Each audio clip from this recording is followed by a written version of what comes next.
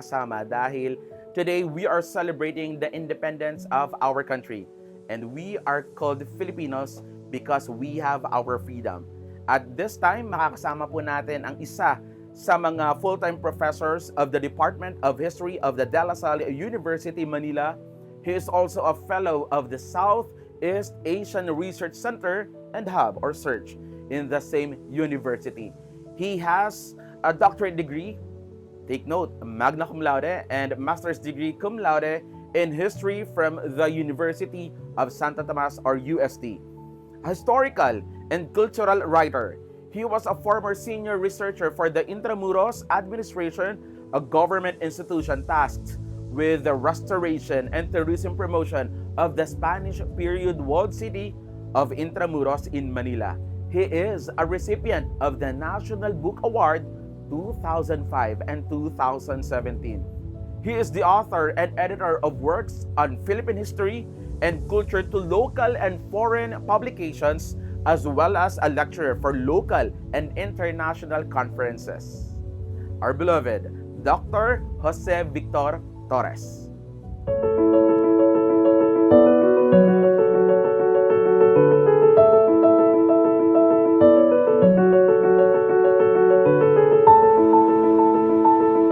At ngayong araw na ito, ng Biyernes, ay ating ipinagdiriwang ang kasarinlan ng bansang Pilipinas. At matatandaan natin, ang June 12, ito ay napakahalagang araw para sa ating mga Pilipino dahil itong araw na ito o date na ito mismong nakabit natin ang kalayaan ng ating bansa. And this time, may makakasama tayo na of course, a historian, a writer, at talagang kilala pagdating sa history of the Philippines. Makakasama po natin ang isa sa professors of the De La Salle University, Manila. He is Dr. Jose Victor Torres. Good morning, Dr. Jose. So, ngayong araw po nito ay ating binagdiriwang ang kasarinlan ng bansang Pilipinas. So, let's take a glimpse or a glance ng brief history po of the Philippine independence. Okay. Yeah. We all know that that we were under the Spanish rule for Yes. 300 years. Then of course nagkakaroon ng pagbabago sa mundo na involve ang ating mga reformists. So they wanted to change the Spanish colonial system. Sila Rizal, sila Marcelo del Pilar. So they had this like they call it the reformist movement. No? They wanted to change the way of Spanish colonization. No? They were willing to be under the guidance of Spain. Okay. Kaya lang, of course, Spain was a bit hesitant about that. Oh, So yeah. they just practically refused to give leeway. So the only recourse that the Filipinos would have was to have a revolution. Ito yung nangyari ngayon sa pag-iisip ni Andres Bonifacio. At nagsimula yung Philippine Revolution noong 1896. Yes. Okay? And of course, the hindi na assimilation o yung pagsasama sa Spain ang gusto nilang mangyari, kung hindi complete independence na, that we're going to have put up our own country and everything. Yun yung naging prinsipyo ng Katipunan. No, madalas hindi sinasabi kasi sa atin na kinikwento pa sa Katipunan, Revolution, paglaban. Pero ang prinsipyo talaga na nangyari sa Katipunan is kung paano magkaroon ng sariling bayan at kung paano patakbuhin ng mga Pilipino ang sarili ng bayan. No? Unfortunately, the first stage of the revolution, natalo mga Pilipino. And of course, there was a struggle for the leadership. Bonifacio was eventually killed. Yes. No? And Aguinaldo later became the head of the revolution. He also became the head of the revolutionary government. This was the point of the election in Tejeros in Cavite. Yes. Then, of course, another shift in world affairs. Spain went into war with the Americans. And then the Americans came to the Philippines, and eventually that would lead to also the return of Aguinaldo to the scene of the revolution. So nagkaroon ng dalawang klaseng labanan. No? Sa Amerika, it was a war with Spain. Sa Pilipinas, it was a revolution against Spain. No? Kasi Spain was the authority at that time. Then the defeat, Spanish defeat was already beginning. Yeah. Aguinaldo came back, and on June 12, 1898, considering that they were already winning victories Yes. against the Spanish army, so he saw that it was time to declare our independence from Spain. Yes. Okay, so in short, from starting from June 12, we were already considered an independent country. Country. Yeah. That's why we have this we called the Philippines. Yeah. And the Philippine government ay meron na rin tayong sariling government. Ang government natin noon was revolutionary, Revolutionary, kasi yes. hindi pa fixed ng ano, no? But eventually, in 1899, Mhm. itinayo ang Malolos Republic, Yeah. no, under Emilio Aguinaldo. Yun, may kumpleto rin, may constitution, may sariling batas, may sarili tayong pamahalaan. No? Kaya lang, alam natin lang nangyari, 1899, nagsimula ang labanan against the Americans who had other plans about the Philippines. So, naudlot ang ating kalayaan. Yeah. For almost 50 years after that. Yes. Pero, Doc, ito po bang June 12 ay itong original natin na independence, right? Or nagkaroon po ba ng pagbabago din sa date in terms of the Independence Day of the Philippines? Actually, the Independence Day of the Philippines was initially declared on July 4. July no? 4. Kasi noong 1946, in accordance with the Tidings of McDuffie Law that put up the Commonwealth Government. So 10 years, 10 years ang Commonwealth Government. So 1935, ikilayo ang Commonwealth under Manuel Quezon, and the Commonwealth was supposed to last for 10 years. Okay. So 1945, the year after, 1946, dineclare the Americans kasi really have to follow their law, no? So they eventually recognized their independence, no, again. And July 4, because the actual date that they recognized the Philippine independence, later became our Independence Day. Kasi Independence Day, no? Dahil Yes. inano sa atin ang ating kalayaan. Yeah. Okay. So since then, from 1946 until 1963, doon we celebrated our independence in July 4. Okay? It was only after 1963, Yes. when Diosdado Macapagal moved back Independence Day to June 12, then we started celebrating again our independence on June 12. No? Kaya if you look at our history, I think it's like 63 years old na yata ang Yes. celebration natin I see. ng ating Philippine independence. Okay. And also, maaari niyo ba akong kwentuhan din, Doc? Ano yung mga naging sacrifices ng ating national heroes nung time na yon? Dahil nga gusto nila magkaroon tayo ng sariling bansa. Tawagin tayong mga Pilipino at ganoon din, may talagang bansa na Pilipinas na tatawagin. Can you give us a glimpse as well? Well, our heroes really fought, no, for our independence. Yes. Not only for our independence, but for our identity as Yes. Filipinos. So Rizal was really fighting for the identity of the Filipinos.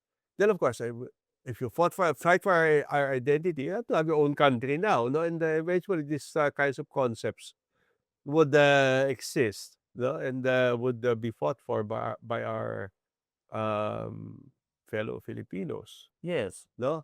Then, of course, the recognition of Philippine independence that happened on July 4 in July 4. 1946. Ano naman tayo na our country was devastated by a war. Yes. Kaya tulad ng sinabi ko, hindi natin naramdaman yung ginhawa ng Totoo yun. pagiging malaya. I think it's only now, no? It's only in Exactly. this period that we are starting to have our own independence. So but also it depends on how much we are supposed to take care of it. Yeah. Doon talaga mangyayari. Totoo yun, Doc. And pakikwento rin po sa amin, Doc, yung unang wagayway ng sagisag ng bansang Pilipinas. Ito ang watawat natin. Yeah. Maaari po ba namin pakwentuhan at maalala din ng ating mga kabataan ngayon paano iwinigayway itong watawat ng bansang Pilipinas? Yung watawat natin was made by Filipinos. No? Yes. Ito yung ginawa ito sa Hong Kong. No? At that time when Aguinaldo was already was exiled. No? He Yes. went into self-exile following the truce that happened, no? In Biak na Bato. But instead of, staying dormant o nakaupo lang doon waiting Yeah. out how the exile will end, they started preparing for the resumption of the revolution. Okay. So what they needed was a symbol. So they have this the flag, no? The flag at first was said to have been first waved during a victory in Alapan. Alapan. No, yeah, dito sa Imus, Yes, exactly. sa lugar ng Imus. Kaya lang recently, binago yung place, no, and the change in place was actually based on actual documentation that happened. Kaya ang celebration ng unang Magayway na yun ay ginawa sa Cavite City. Yes. No, kasi naka-record naman talaga, ginawa ito sa Teatro Caviteño, Mm. no, which was a place in Cavite City. So yung celebration na nangyari dapat we still celebrate it sa Yeah. Alapan, nung May 28. Yes. Kaya lang nagkaroon din ng kakapares sa selebrasyon kung saan daw talaga nangyari. Ang kasaysayan natin kasi minsan dahil sa research, pabago-bago, Totoo po yun. no? Kaya minsan nagugulat yung mga ibang tao, bakit ganito yung celebration, Yes. yung mga nagpoprotesta and everything. But it happens, research would always change the way That is we look at our history. Right.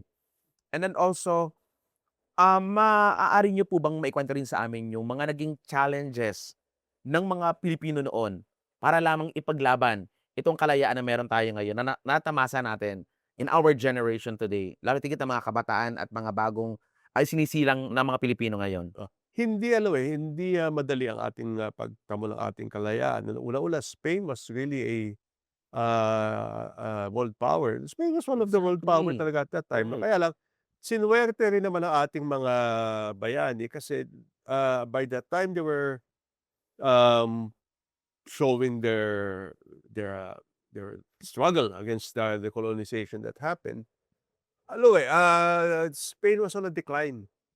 Declining empire at that time, eh. Okay. And America was slowly becoming the world power, no? And well, kaya tayo nung una nag-succeed naman din tayo, no, Yes. sa magkaroon ng kalayaan. Kaya lang kasi they were a colony before themselves. Yes. No? And they were against, of course, colonization Yeah. kasi they were under the British. The Yes. British, of course, was their colony.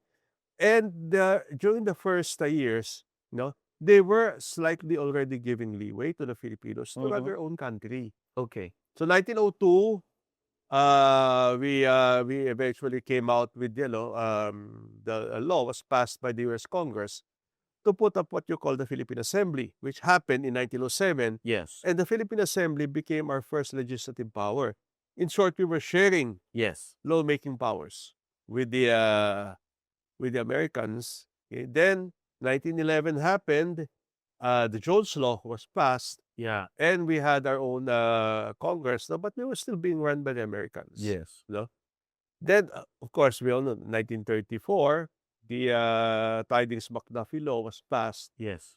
and surprisingly, they at least succeeded, no, in obtaining an autonomous government. America at first wanted, sige, kalayaan nyo. Kaya lang 24 years. Mm. Saka tayo magiging kalayaan. Yeah. Yung malaya. No? Kaya lang, they eventually settled for 10 years. Okay. Okay. So, I think we were, in a sense, a bit lucky because the attitude kasi of the Americans is that they're so law-abiding that they necessarily have to follow the law Yeah. according to the letter. Oo. No? Kaya, nung after the war, no, it was the years after the war was a struggle kasi Yes. we were supposed to have our independence. Right. Kaya lang, nasira tayo ng giyera, eh. Exactly. Our country was like Manila was 80% destroyed. And at first, the Americans didn't want to grant the independence muna, to give the independence muna. Mhm. Kasi sasabihin nila, to quote the American consul at that time, sabi niya, if we give independence to the Philippines now, and this was in late 1945, he was telling the U.S. Congress that if we're going to give independence to the Philippines now, they're not going to make it. Yeah. No? So what did they do? So they eventually, America would give us the money, the rehabilitation money to reconstruct, our country. And the US Congress was already voting for the final release of the final money that was supposed to be the rehabilitation money. Okay. Siyempre, yun ang hinahabol ni Macapagal because Exactly. it was pera. Ang nangyari, the US Congress voted against it. Hindi mo lang nila ibibigay yung pera. Yeah. Nagalit ang Macapagal. But so what did Macapagal do? He canceled his state visit. The second thing that he did was he transferred back. We transferred back our Philippine independence to Yes. 1963. Yes. So full circle eh. Yeah. No? Kinuha sa atin ng mga Americans, and because of what they did, no, try and limit their funding. Binawi natin ang ating independence from them. Oh, yeah. So it was actually a good sign. Yes. No? Because it was an assertion that we are a country that was going to be independent. And then, Doc, may mga nagsasabi kasing mga kabataan in our generation today na sana naging Amerikano na lang tayo, sana naging Spanish tayo dahil sa hirap ng buhay. Ah. Ngayon, better sana na we have this US passport if we are Americans, kung tayo na-colonize pa rin ng mga Amerikano ngayon, kung tayo naman ay colonize pa rin ng Spanish ngayon, edi sana Spanish din tayo, hindi tayo mga Pilipino. Pero gaano po ba kahalaga, Doc, na tayo may pagkakakilanlan at bakit itong mga Pilipino nung panahon na yon ipinaglaban talaga na meron tayong identity as Filipino? Because the importance of our identity, no, comes much of it comes hand in hand with culture, Yes. our economy, Oh, yeah. things that we are. At siguro masasabi natin, and this was always my argument even before. You want us to be American citizens. But tama yung sinasabi ng isang kanta ni Joey Ayala even before, no? Mm. No matter how much you are going to be an American citizen, you will still be a second-class citizen. Oh, Because yes. you're just another alien in another country. Oh, yeah. No? So, mabuti pa rin talaga nandito tayo. Ngayon, kung gusto mo manatili dito, you do your best to make it into a Exactly. country that is well, your country. That it's like cleaning your own house. No? Yeah. Hindi ako naniniwala na hawak ng politiko lahat ng dapat mangyari sa ating bansa. Yes. Kasi isang tao lang yun eh.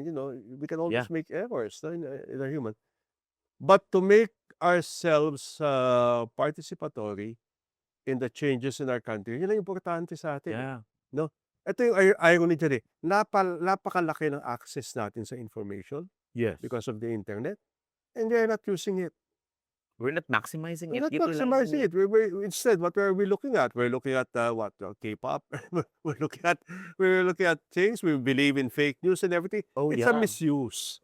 Exactly. Kaya para sa akin, kung gustong gamitin ng kabataan at gusto baguhin ang ating kailangan i-develop natin talaga yung critical thinking dun sa mga kabataan. Yes. Trabaho ng guro yon, tulad ko. No? Yes. Pero trabaho din ng kabataan that they should learn for themselves. Yes. No? They learn from themselves. Of course, guidance will always come in.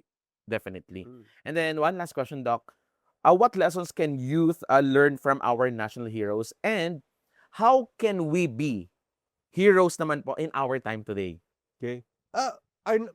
Probably one thing that we could learn from our national heroes was that, many of our national heroes became the status of their heroes today. They were still young. Oh, yes. No, diba? Like Emilio yeah. Jacinto was 18 years old when it happened. No? Aguinaldo was 23 years old when he Yes. he was 26 when he became president of the Philippines. Right. Siguro matanda lang dyan was Rizal. Rizal was 30, then Andres Bonifacio was already 30 at that time. Yeah. And much of these accomplishments can happen even when you're young. Exactly. No? They should realize, no, that we have a tendency kasi kung sinabi, bata ka pa kasi. Kaya hindi. But they should realize that even if you're young, you still have that power within yourselves. Yeah. To change Yes. things.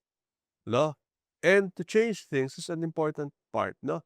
And of course, first and foremost, huwag kayo matakot. Oh, yeah. Walang nangyayari ng pagbabago kung sisimulain nyo sa takot. Yes. No? And isang maaaring mangyari para hindi kayo matakot, you learn how to think.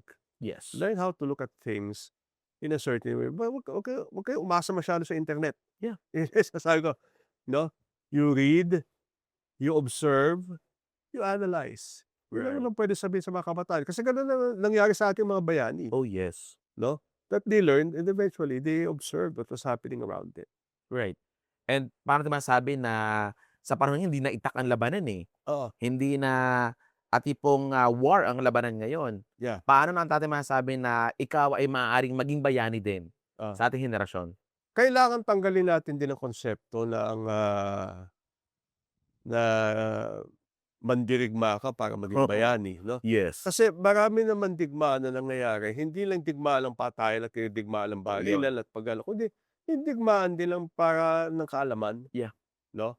Dahil sa malawak na impormasyon na nangyayari ngayon, Mm. no? Dun natin nakikita ngayon kung paano mag-isip ang kabataan. Yes. No? And if these kids, no, this generation is taught the right way of thinking, probably things will change. Yes. I've been professor for almost 20 years. I've encountered a lot of students talaga who want to do something. Yeah. No, the only thing that they have to that we have to do is encourage them. Encourage. No, encourage them, because if we don't encourage them, they're not gonna.